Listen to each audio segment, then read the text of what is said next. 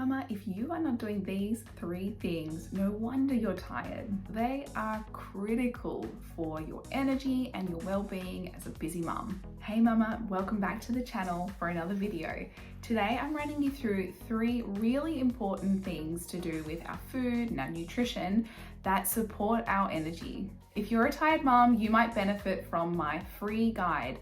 It's 7 simple steps for tired mamas to boost energy even when they're not sleeping. I've linked it right at the top of the description box just down below, so click that link and grab your copy now. All right, let's jump in. The first thing is balancing your blood sugar. Blood sugar balance is absolutely critical for our energy levels. Our cells are completely reliant on a constant delivery of glucose via the blood to be able to function at their best, to produce energy and support our metabolism. When blood sugar is out of balance, fatigue and low energy is one of the most common symptoms. Recent research suggests that as little as 15% of the population has good metabolic control, meaning we have good glucose regulation. That means 85% of us are walking around with poor metabolic control. And mothers need to be particularly conscious of their blood sugar because when we're sleep deprived, and I know so many of you are, our blood sugar regulation is impacted by that broken sleep. Balancing blood sugar is quite simple. It can take some time to build new habits around food and understand which foods are going to support your body.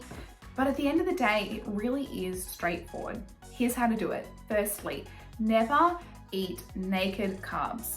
So when I say that, I mean don't have carbohydrate foods, and I'll run through those in a second. Don't have those on their own without another food that has fiber or fat or protein to support digestion. When we eat naked carbs, we get a spike in blood sugar, followed by a crash. It's a classic, what goes up must come down. It's on that down curve that we start to feel like we might be crashing. We're hungry again for more food. We might be craving sugar, feel like we need a nap. So many ways it drains our energy. So carbohydrate-rich foods are your sugars, so table sugar, honey, maple syrup, fruit, and then our starchy carbs, so our grains and our potatoes and sweet potatoes and anything made from grains. So like that's everything: bread, pasta, noodles, crackers, cookies, chips, cakes, pastries, biscuits, the list goes on. Then we can think about our fat-rich foods, our protein-rich foods, and our fiber-rich foods. We want to take those carb-rich foods, if we're going to eat them,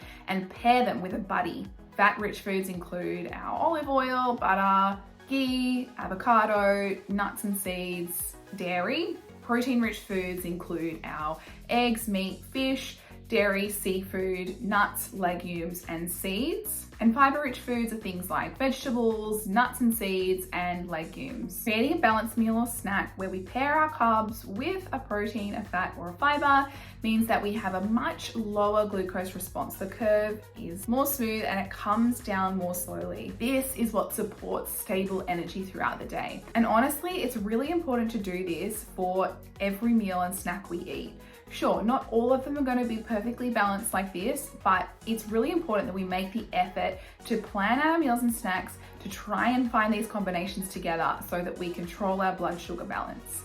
Actually, quite a few other little hacks and tricks that you can do to control blood sugar balance and blood sugar levels after eating, which have been summarized really well in the new book, Glucose Revolution, which I'll pop here. The second thing we can do to support our energy via the food we eat is to focus on nutrient-dense foods. Now, I talked at length in my last video about nutrient density, what that means, what foods are nutrient dense, but here's a quick recap. We know that the most nutrient dense foods include things like our organ meats, so things like liver, ruminant meat, so things like beef and lamb, fish and seafood, eggs, cow's milk, and then other dairy products, as well as leafy greens. Below this come things like fresh fruit and legumes, and then even lower down the nutritional density scale are things like other vegetables, starchy vegetables like potatoes and sweet potatoes, and then followed by things like nuts, and then grains and all other grain products. So what we really want to be doing is focusing on those top nutrient density foods. And the reason for this is that our cells require all the micronutrients found in these foods, the reason that they're called nutrient dense, to be able to produce energy.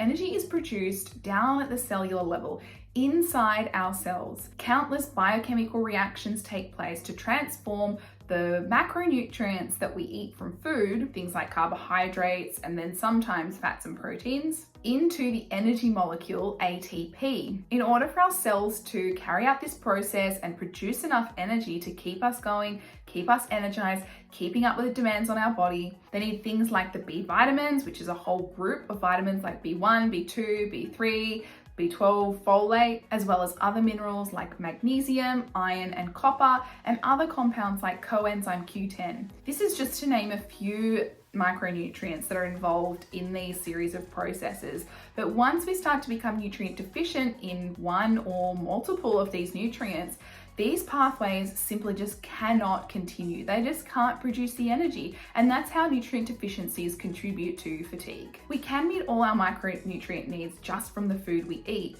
but we do have to be mindful of including foods that contain these nutrients, and it's the nutrient dense foods that do. We only have a certain amount of food that we can consume in one day without over-consuming food, which leads to other issues around metabolism and long-term health. And so it's sort of like a game trying to fit the nutrients that you need into the allotted amount of food that you can eat in one day. And no, I don't mean like you need to be restrictive and you can only have an allotted amount of food. I just mean like there's only so much food that one body, one appetite can eat. And really the best way to achieve this goal is to focus on nutrient dense foods. What I tell tired mums is that for your main meals, for the most part, you should be building them around one or more nutrient dense foods. So at breakfast, we're having eggs. At lunch, we're including some kind of meat or fish, or maybe more eggs if you want. At dinner, we need to be including some meat, maybe with some leafy greens and some other foods to go alongside that. Again, like the blood sugar point, not every meal has to be perfectly balanced or perfectly nutrient dense.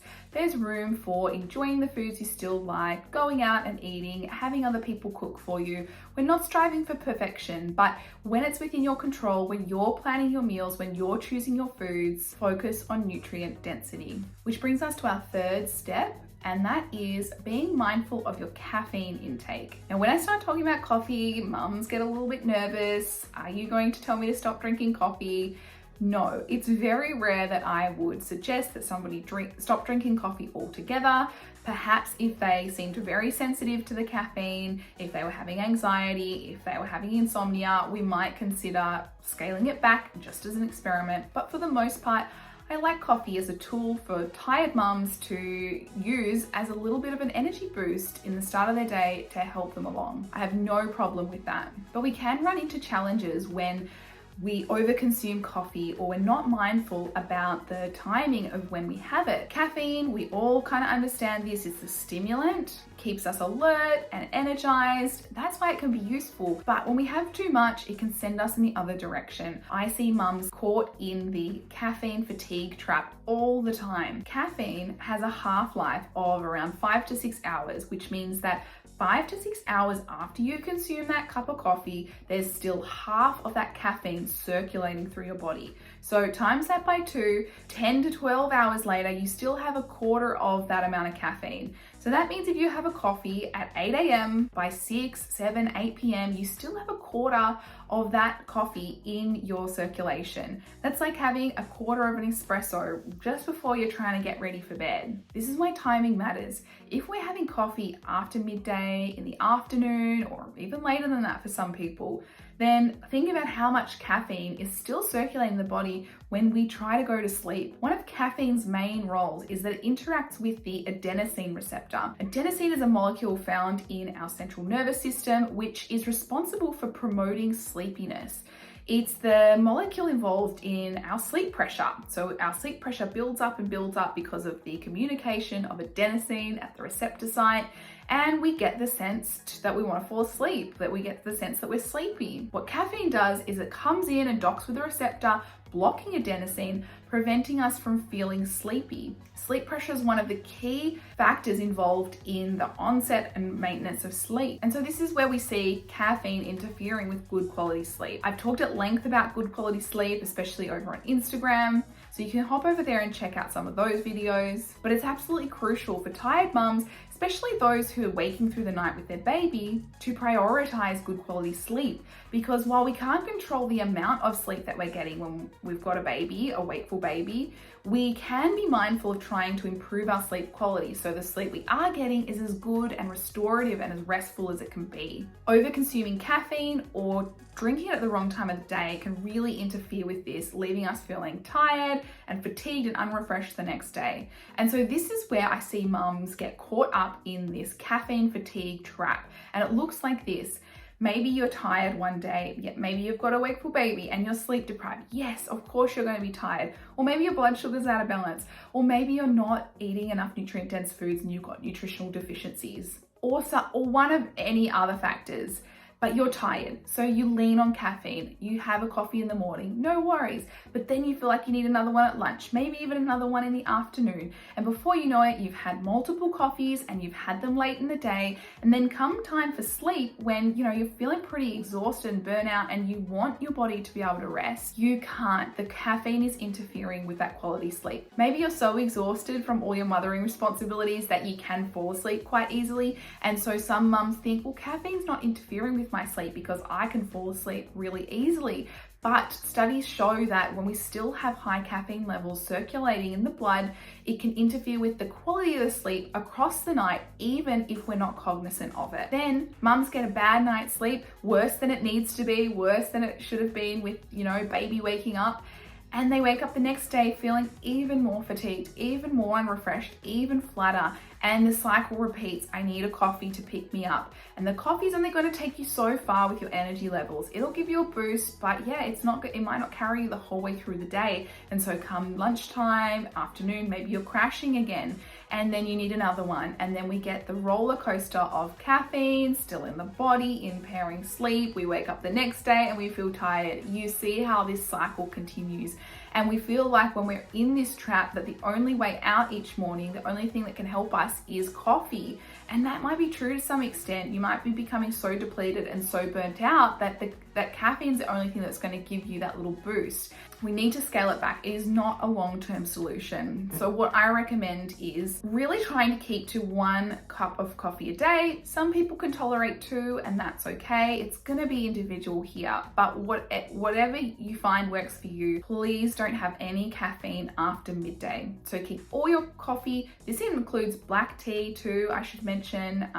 Green tea has caffeine in it, energy drinks, cola, they all contain caffeine. So really, speaking to anything that has caffeine, keep them all before midday if you can. Of course, like I said before, doesn't have to be perfect. There are gonna be times when maybe you have a coffee while you're out in the afternoon, or you have a soft drink, or you have a cup of tea. Don't sweat it. But if you can do this most of the time, you're gonna set yourself up in a better position to get better quality sleep and feel more refreshed and get yourself out of that trap. If you are deep in the caffeine fatigue trap, I recommend scaling back slowly, because sometimes we get withdrawal symptoms. It can actually make us feel worse. We get headaches. We can feel even more brain foggy, even more tired. So if you're having 3 cups a day, try scaling back to 2 cups and 1 week one, and do that for a few days. And then after that, you can scale back to 2 cups and then see how you're going with that. I would recommend trying to get to 1, but see how you go with 2. And remember, you can always choose something like a decaf as your other option if you want to have that warm drink. If you like having that habit in the afternoon of having a hot cup of coffee, I get that.